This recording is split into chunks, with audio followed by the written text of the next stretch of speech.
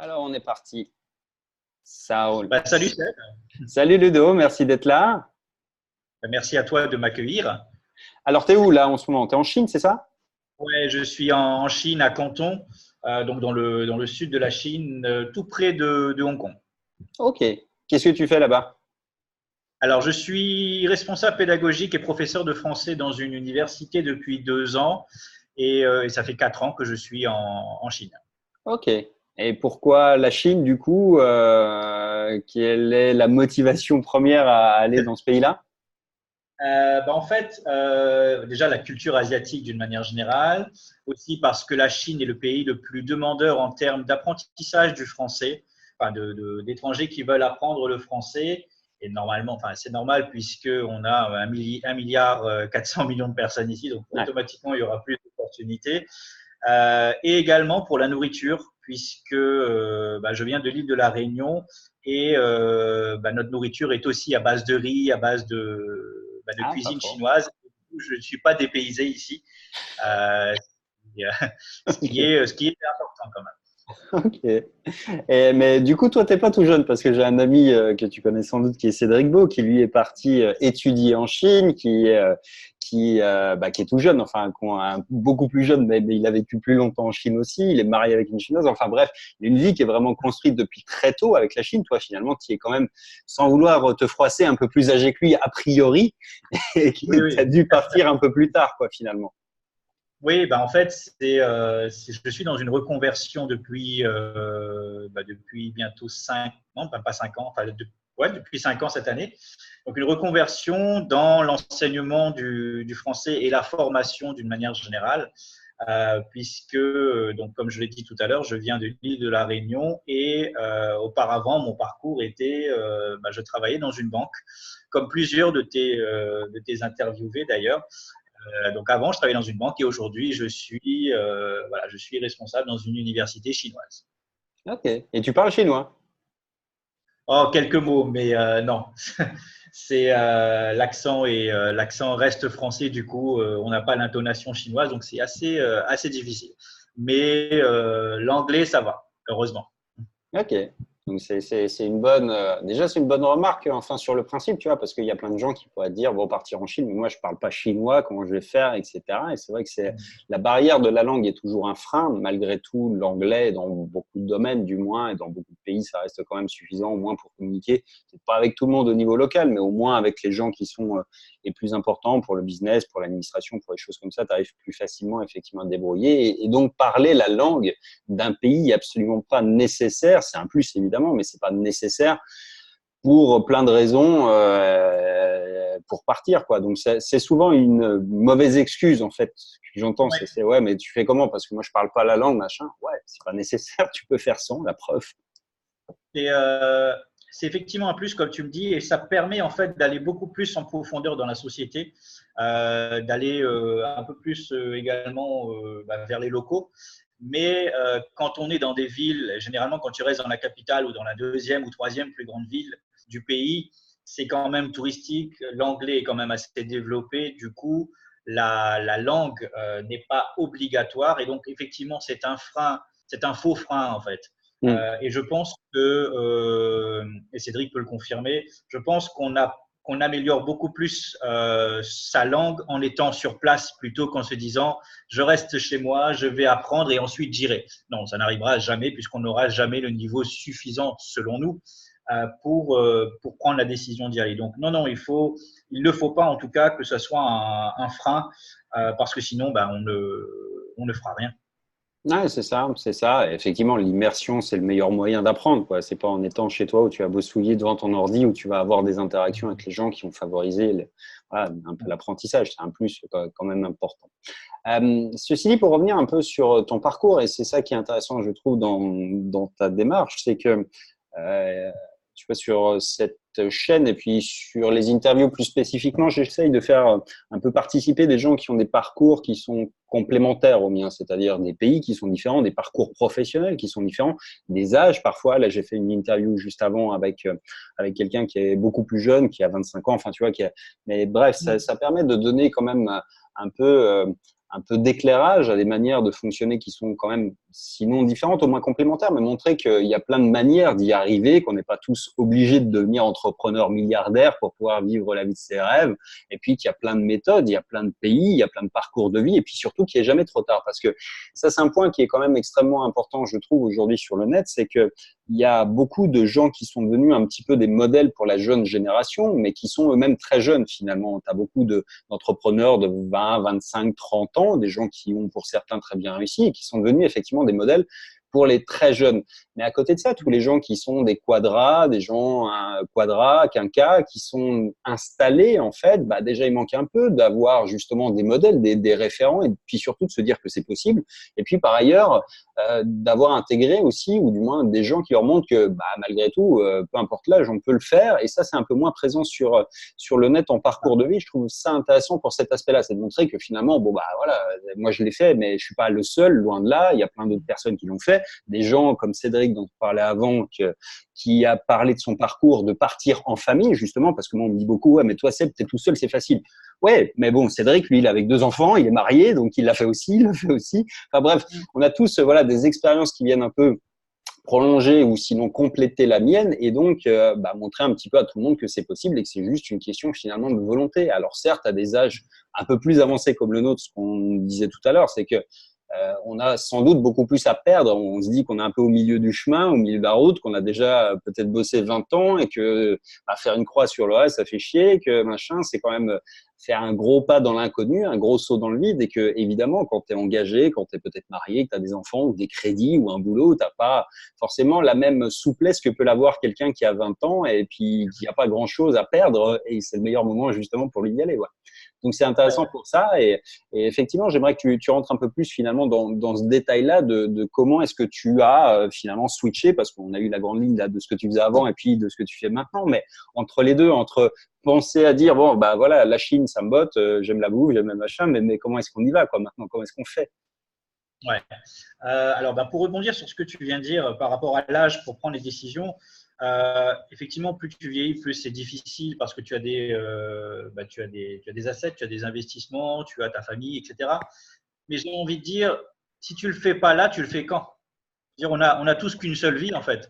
Donc à un moment donné, euh, c'est quand on a envie de le faire, il faut effectivement mettre en place un plan. Ça ne se fait pas comme ça et je vais détailler ce que moi j'ai fait. Mais voilà, si on ne le fait pas maintenant, on le fait quand, tu vois. Et donc moi j'ai travaillé dans la banque pendant à peu près 10 ans, un petit peu moins de 10 ans, donc à l'île de la Réunion, magnifique île. Hein. Et pourtant, bah, je n'étais pas heureux, je n'étais pas véritablement accompli. Et donc, vers l'âge de, je crois que c'est vrai, vers 30 ans, en fait, vers 30, 31 ans, je me suis demandé, bah voilà, est-ce que je veux continuer comme ça encore bah, jusqu'à la retraite, ou même encore 5 ans, ou même encore 1 an? Et la réponse était clairement non. Et à un moment donné, si on arrête de se mentir et de se trouver des excuses, bah, on est honnête avec soi-même. Et donc, cette réponse à la négative m'a poussé à me dire, OK, bah, qu'est-ce que tu veux faire? Donc, en étant à la banque, j'ai quand même développé certaines compétences et certaines facilités, notamment l'utilisation de l'anglais, que je n'avais pas perdu depuis l'université et que je trouvais sous-exploité, voire même inexploité, puisqu'on n'avait pas beaucoup de clients anglais. Et donc, bah, je me suis dit, voilà, concrètement, qu'est-ce que je voulais faire? Et bah, il y avait 2 mots, enseigner et voyager. Enseigner et voyager, la seule chose que je peux enseigner en tant que Français, bah, c'est le français, clairement.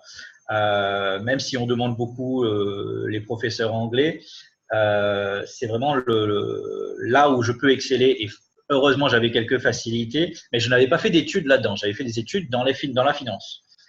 Du coup, bah, le plan lui-même, il était de repartir à l'université, se former, sachant qu'il existe aussi des formations à distance, donc ce n'est pas une excuse de tout quitter, à ce moment-là en tout cas. Mais c'est vrai que repartir faire les études quand tu as fini bah, d'étudier, etc., après 10 ans, c'est chaud.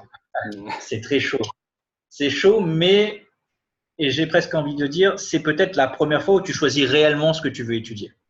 C'est-à-dire que cette fois-ci, voilà, je vais à l'université pour étudier, pour avoir une licence puis un master en enseignement du français. Je sais pourquoi je veux le faire et je sais que c'est vraiment ce que je veux faire parce que je veux changer de voie. Et à l'issue de cette formation et du retour sur les bancs de l'école, donc qui a été couronné de succès puisque j'ai obtenu mon diplôme. À ce moment-là, je me suis dit, bah voilà mon plan, étudier, obtenir de l'expérience et développer ma vie future.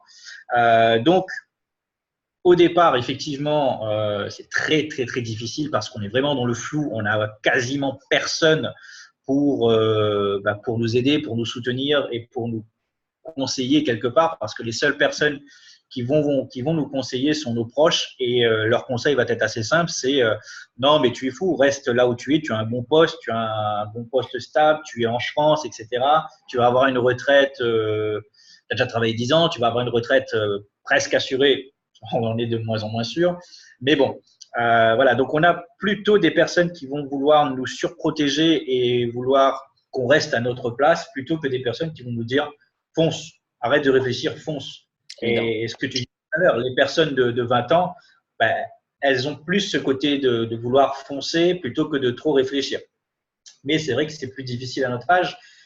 Mais l'âge n'est pas une excuse, puisque voilà, on a plusieurs exemples sur ta chaîne et également le mien. Donc, suite à ça, suite à ma formation donc à l'université, à mon retour à l'université, j'ai pu obtenir un stage en Inde.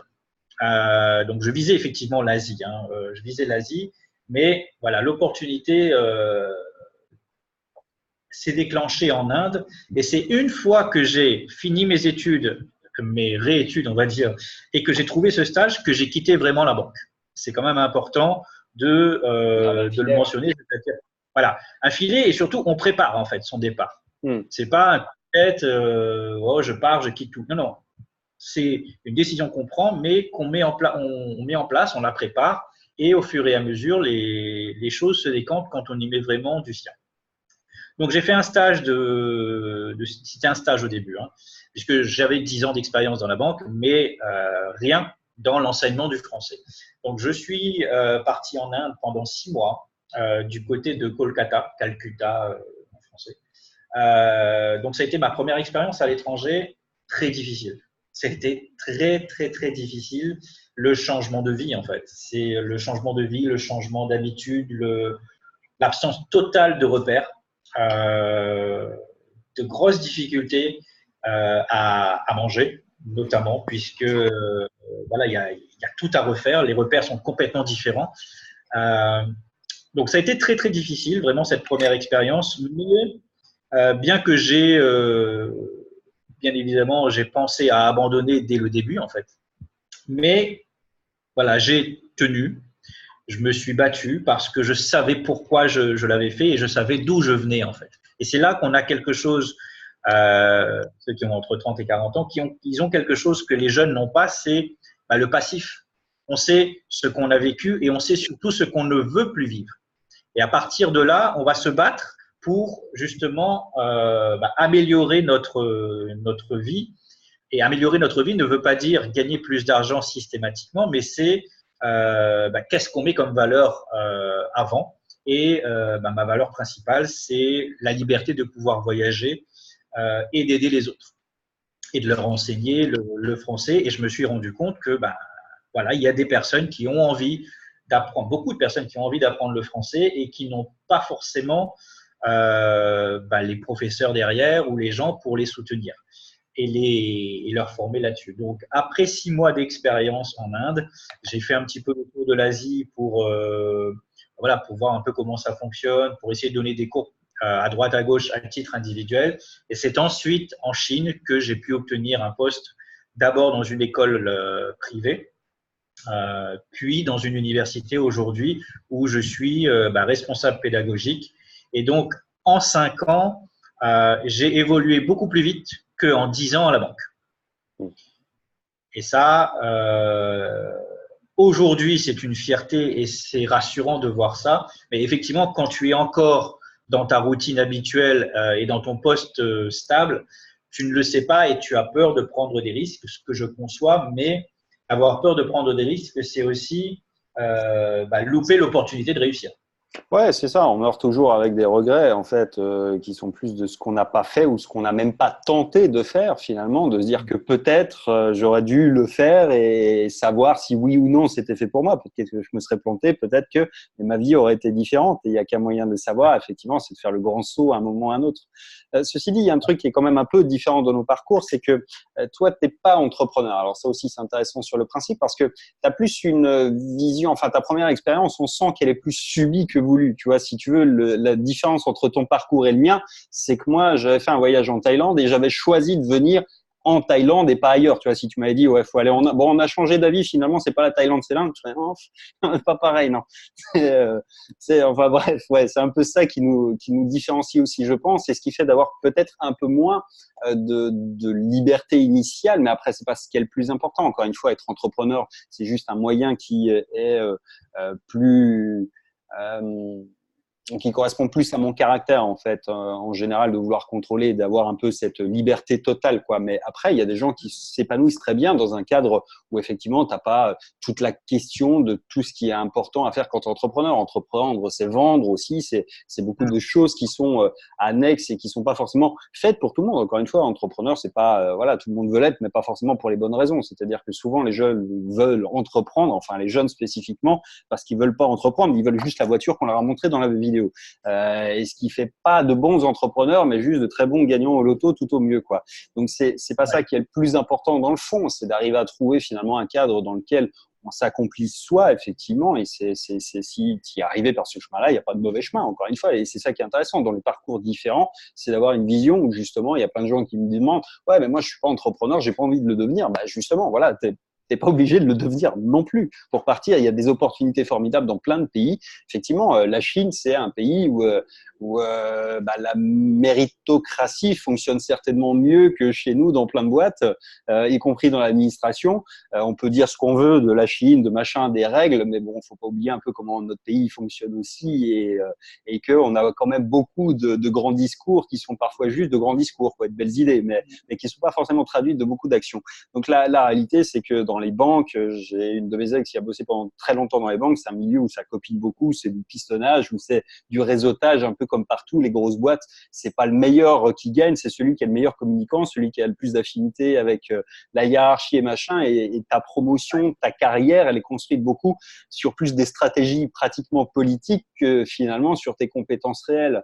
C'est vrai que c'est un truc qui est moins vrai en fait dans des boîtes à l'étranger où ils n'ont pas justement ce carcan, ils cherchent juste des gens qui soient calés et qui puissent avancer vite, quoi. Alors le système après il est sans pitié aussi, c'est-à-dire que ouais, il récompense les bons, mais il maltraite les mauvais. Ce qui chez nous est un peu, voilà, nous on fait de l'eau tiède dans tous les cas de figure, quoi. Ouais. Alors, en fait, pour illustrer cet exemple d'entrepreneuriat, en fait, si tu veux, à l'université, je gagnais peut-être un petit peu moins qu'au niveau de la banque en termes de salaire pur. Maintenant, le coût de la vie est quand même moins cher en Chine.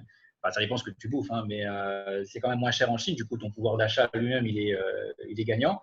Et moi, ce que je souhaitais, donc, c'était la liberté et c'était surtout du temps de disponible. Et grâce à ce temps de disponible à l'université, j'ai pu rencontrer plusieurs professionnels de l'éducation. Et du coup, aujourd'hui, je suis au début, vraiment au tout début, d'être consultant en formation aujourd'hui en Chine. C'est-à-dire que j'ai des personnes, j'ai des étudiants en particulier qui vont venir me voir pour avoir des préparations aux examens de français, des préparations aux projets professionnels, au monde professionnel français puisqu'ils souhaitent s'y installer.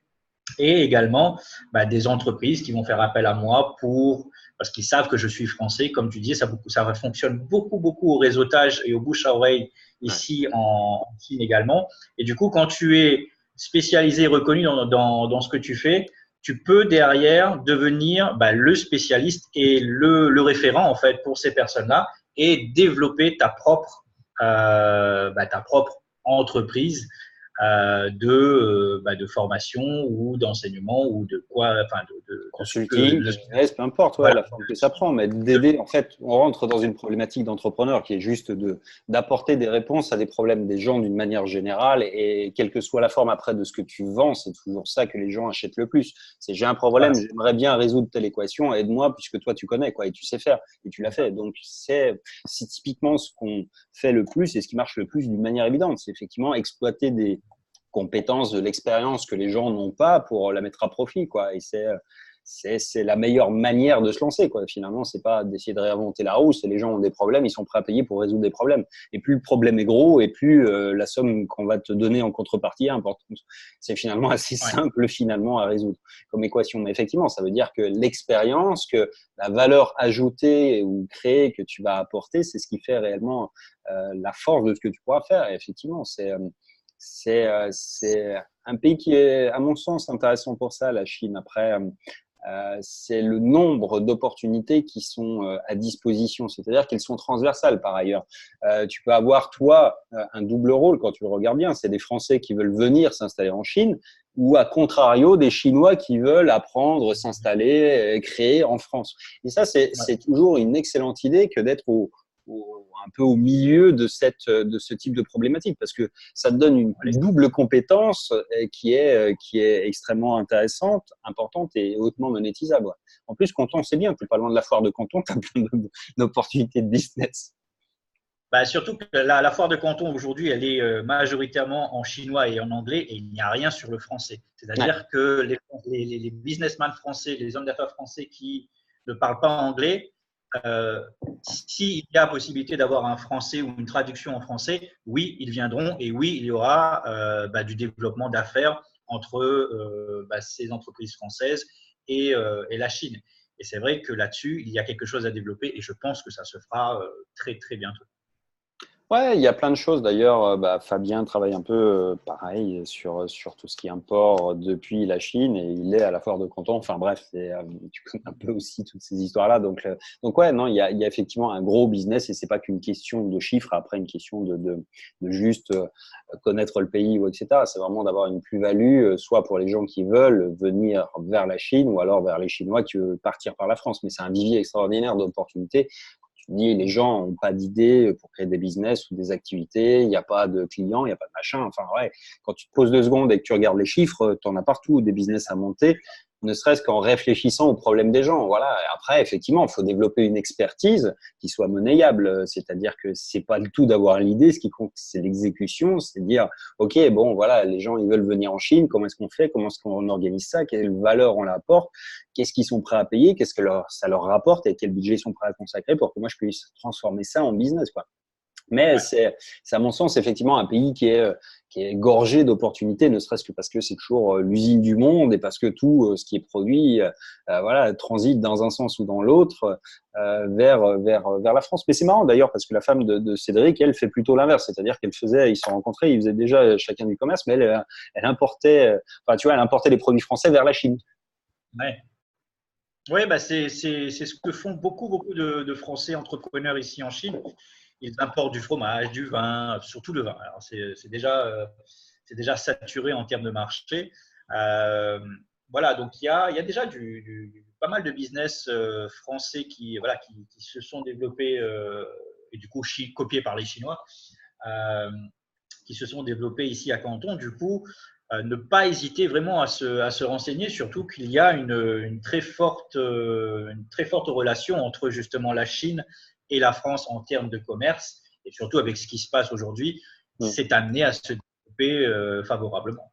Ouais, ça, plus la route de la soie, plus effectivement, il y a quand même un aspect, enfin, on a quand même quelques qualités en France qu'on oublie, c'est qu'on a une haute image qualitative sur certains produits, sur certains secteurs. Tu peux te balader dans n'importe quel pays du monde, tu vas toujours trouver un boulanger, un pâtissier, tu vas toujours trouver des boutiques Chanel, des boutiques de luxe, tu vas trouver du Made in Paris partout qu'ils affichent en gros, tu vas trouver des petites tours Eiffel qui sont avec Paris toujours, t'as Paris et le A c'est la tour Eiffel, c'est toujours comme comme ça aux quatre coins du monde, dans tous les pays que tu peux visiter, tu as toujours ça. Et on a des savoir-faire qui sont reconnus, des signes d'excellence sur lesquels effectivement les gens en général ont vraiment la vision que c'est un produit de haute qualité, c'est fait voilà en France, c'est vraiment quelque chose qui met très très haut dans l'échelle des valeurs. Et c'est vrai qu'il y a plein de choses qui méritent effectivement parfois d'être poussées et ouais, ça fait partie des bonnes idées à développer.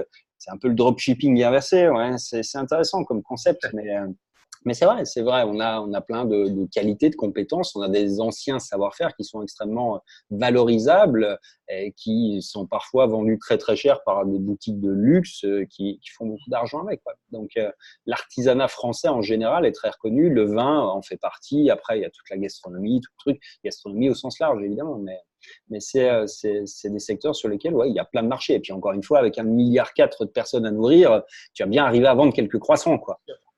Surtout sur la nourriture en Chine, il y a très peu de chances de faire faillite. Voilà, c'est presque une religion, la nourriture en Chine. Donc, c'est oui, toute l'Asie qui est comme ça, je crois. Je reviens du Vietnam, là, c'est pareil. Si tu as faim, tu manges tous les 3 mètres. Hein. Il y a une boutique, et puis quand il n'y a pas de boutique, il y a 3 tabourets par terre, et tu t'arrêtes, tu te manges un truc. Donc, ouais, vraiment, toute l'Asie fonctionne comme ça. C'est des fous de bouffe. C'est clair.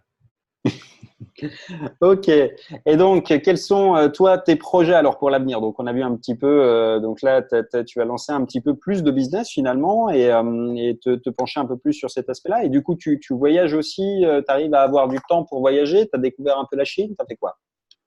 Alors, j'ai découvert donc le sud de la Chine et je m'aperçois que c'est dans les villes un tout petit peu plus excentrées, donc des grandes villes principales, où les opportunités de business vont se faire. Elles vont se faire et c'est là en fait qu'il faut viser, qu'il faut chercher puisque la demande elle est là et à partir du moment où la demande est là et que notre expertise peut répondre à cette demande et essayer de s'y adapter, voilà, je pense qu'il y aura beaucoup de développement là-dedans et je l'espère en tout cas. Et du point de vue français, et c'est ce que j'ai commencé également cette année, je t'en avais parlé également, donc du livre que j'ai sorti, donc qui est sur Amazon et qui s'appelle « Tout le monde n'a pas eu la chance de démissionner », qui retrace un petit peu le parcours que j'ai présenté brièvement tout à l'heure et surtout en fait qui va venir poser des questions afin que les réponses puissent pousser les gens à noter donc ces réponses et à se servir de cette base pour avancer, pour faire autre chose, puisque les mêmes actions entraîneront les mêmes réactions. Du coup, si on change nos habitudes et qu'on commence à créer de nouvelles choses, on va automatiquement voir apparaître des opportunités qui vont nous pousser à aller plus loin. Du coup, je recommande ce livre pour ceux qui seraient intéressés et qui veulent découvrir un petit peu l'expérience de quelqu'un qui était dans la banque également et qui a choisi de se reconvertir et d'aujourd'hui d'enseigner à l'étranger. Il y a des moments qui ne sont pas faciles, mais aujourd'hui, je suis fier. Ma famille et mes parents sont fiers. Et ça, c'est aussi une fierté de plus, puisque au départ, tout le monde doute. Au départ, tout le monde doute, tout le monde a des craintes, des inquiétudes, hein, etc., etc. Et au final, quand tu réussis, même si tout n'est pas parfait, il ne faut pas se leurrer, mais tu te développes, tu acquiers certaines choses et tu avances, tu vis sans regret. Et à partir de là, tu ne regardes plus derrière, tu regardes devant et tu avances. Et donc, automatiquement, tu vas arriver beaucoup plus loin que si tu restes chez toi tranquillement à te plaindre et à rêver et à ne jamais réagir et à réaliser. Donc voilà, c'est pour moi important aussi de pouvoir aider et c'est pour ça que je suis fier et content de pouvoir participer à ta chaîne puisque ce qui manque en fait, et c'est ce que tu disais au début, ce qui manque, ce sont les exemples de personnes à qui on réussit, peu importe la définition de réussir, mais ce sont des personnes qui ont tenté et qui ont réussi et ça manque. Ça manque aujourd'hui, comme tu le disais tout à l'heure, les trentenaires, ceux qui ont 40 ans également, et donc les 30-40 ans ou même un peu plus, ils n'ont pas d'exemple, ils n'ont pas de référent, ils n'ont pas de retours positifs de personnes qui réussissent. Généralement, les Français qui réussissent, on les entend pas. On n'entend que ceux qui ont abandonné et qui sont revenus en France et qui se plaignent. Mais ceux qui ont réussi, on les entend très peu. Et du coup, d'avoir plusieurs exemples et au final, on finit par trouver des points communs à chacun des parcours que tu présentes dans ta chaîne. Et du coup, ouais, j'espère en tout cas que les gens vont être sensibles à ça et surtout sensibles à ce qu'ils ressentent eux-mêmes en fait. Et tout va partir d'eux. Ouais, de toute façon, on revient à ce fameux mot que je retrouve systématiquement, c'est le déclic. Toi, tu en as parlé un peu tout à l'heure, on l'a pas nominalisé, mais ça, c'est ça, c'est un jour, un moment où tu te dis, bon, j'ai pas envie de continuer 10 ans encore, 20 ans encore, 30 ans encore comme ça. C'est le jour où tu décides à passer à l'action, quoi, tout simplement. Et ça vient uniquement des gens, ça vient de chacun à son moment, effectivement, mais parfois, il suffit d'une petite étincelle, sans doute, pour le faire peut-être éclater. On a tous besoin un peu de temps en temps, soit de coups de pied aux fesses, soit d'un truc où on dit ah mais ouais, mais je pourrais le faire aussi finalement. Et c'est effectivement un peu cette ambition-là qu'on va essayer de nourrir, qui est de montrer un peu la voie. Alors, fais-nous rêver un peu sur la Chine. C'est quoi le budget pour vivre à Canton du coup? Moi, je connais pas non plus du coup. Alors, Canton fait partie des 3 villes les plus importantes de Chine, donc après Pékin et Shanghai. Du coup, ça reste quand même assez cher en termes de loyer. Et en termes de coût de la vie, je vais te donner un tarif. Tu peux manger un plat standard, donc avec du riz, des lentilles, des haricots et de la viande, pour moins de 3 euros.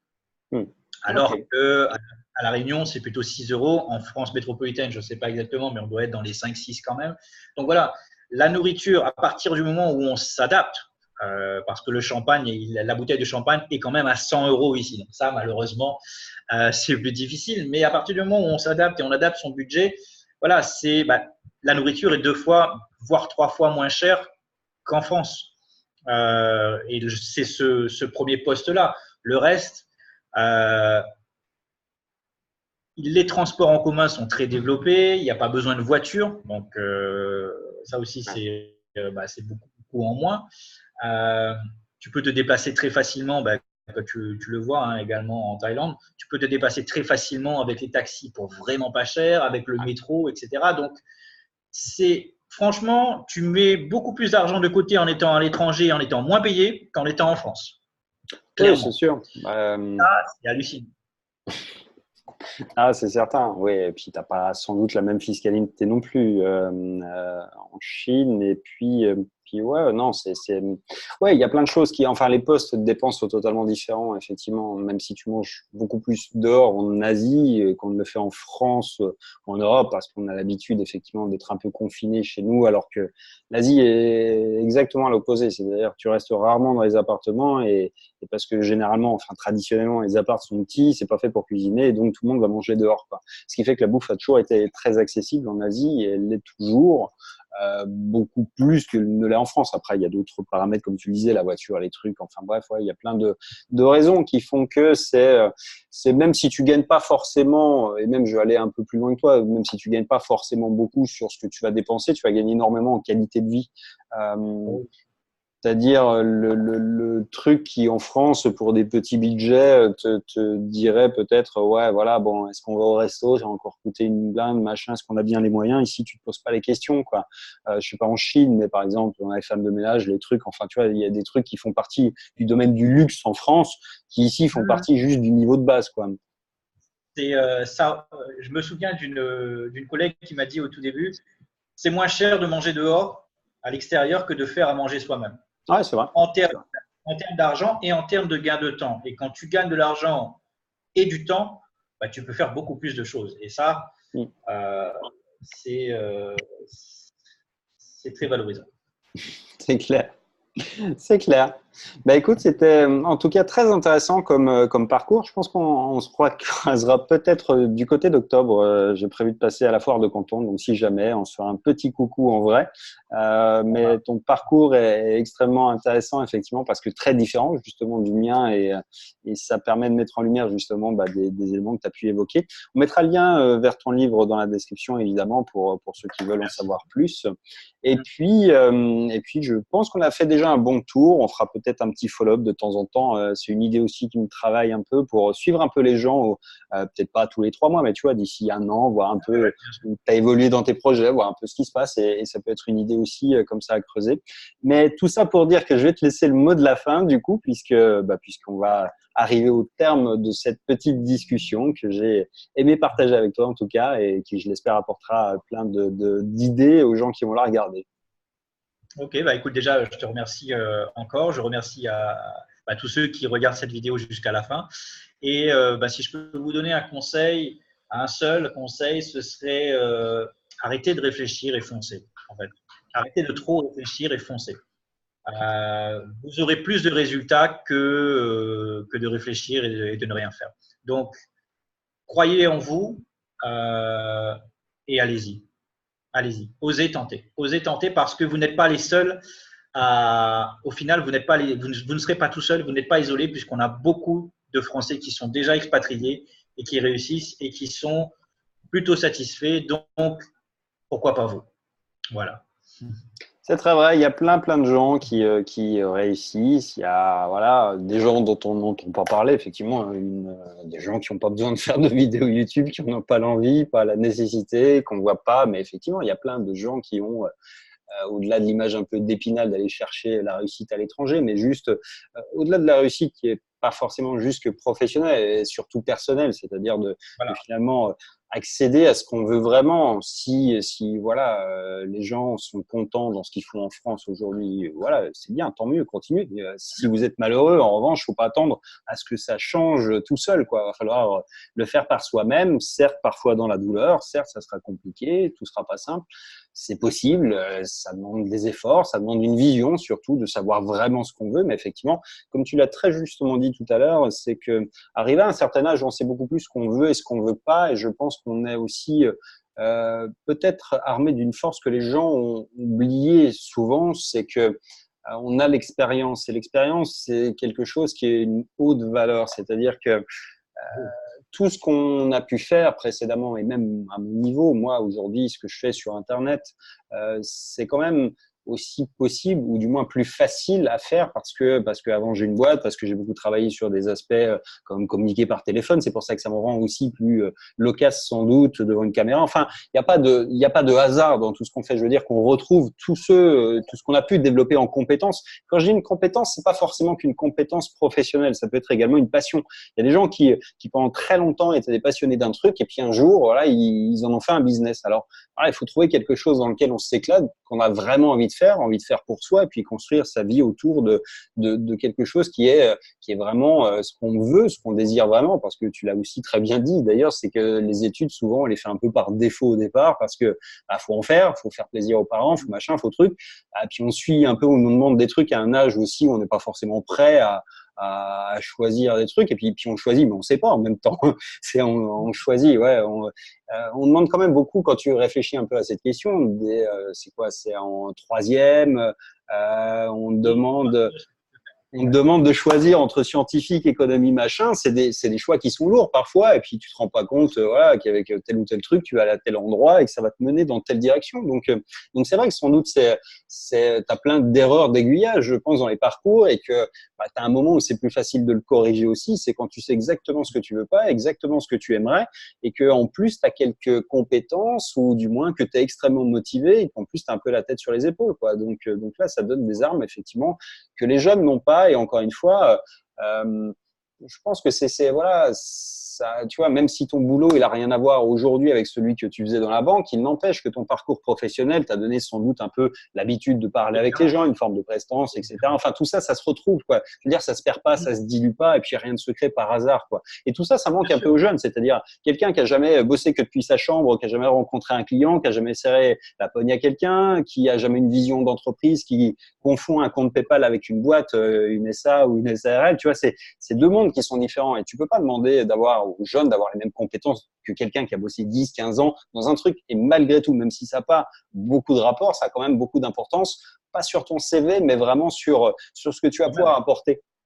Et sur, encore une fois, sur l'assurance que tu peux avoir, sur plein de choses, parce qu'en réalité, quand tu as, je sais pas, peut-être eu des subordonnés ou des supérieurs ou gérer des rendez-vous, tu sais déjà comment un peu tout ça se passe. Et quand tu as besoin d'aller négocier, même dans un pays différent, tu as quand même déjà un peu plus les codes en main et l'habitude de le faire, quoi. Et puis, au-delà de ça, voilà, tu peux le retrouver dans plein d'autres petits compartiments que tu retrouveras dans tous les pays. Tous les pays fonctionnent de la même manière sur certains aspects, qui est la psychologie humaine. Donc, c'est toujours important de l'avoir en tête, quoi. Tu as raison, c'est vrai, c'est clair. Allez, en attendant, je ne vais pas te voler tout ton samedi après-midi. Je vais te laisser en profiter. Moi aussi, il fait très, très beau ici, comme d'habitude. Ok, ça marche. Merci beaucoup, Seb. Et puis, je te dis à très, très bientôt. À très bientôt. Bonne réussite à vous tous. Ciao. Allez, au revoir.